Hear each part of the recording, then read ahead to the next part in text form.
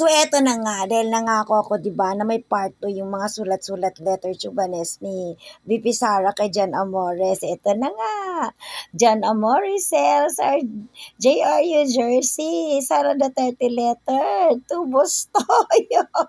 Kahapon lang ito.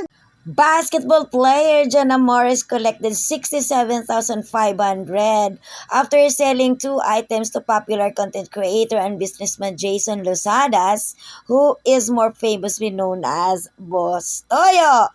The 25-year-old Amores sold the jersey he wore during the infamous brawl that occurred between JRU and the La Salle College of St.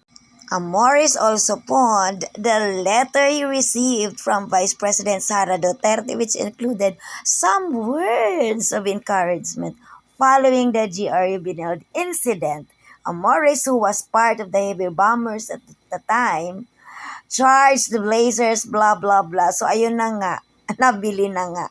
Naibenta na pala, 67,500.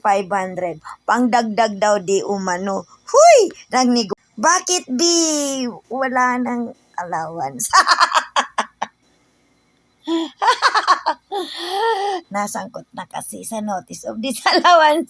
Ay, basta, di ako nag-eme-eme. Ay, proof yan, oh. Oo, rapper kahapon, January 15.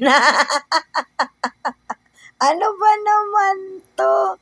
My dear John Amores, what happened to you, sweet baby? Oh, ayan na. Basta hindi ako umi-eme at may nakuha pa akong karagdagang report galing sa aking tireret na kinukuha daw di umano. Bibilin ulit kay Bustoyo ang naturang letter para ba walang bahid sa history.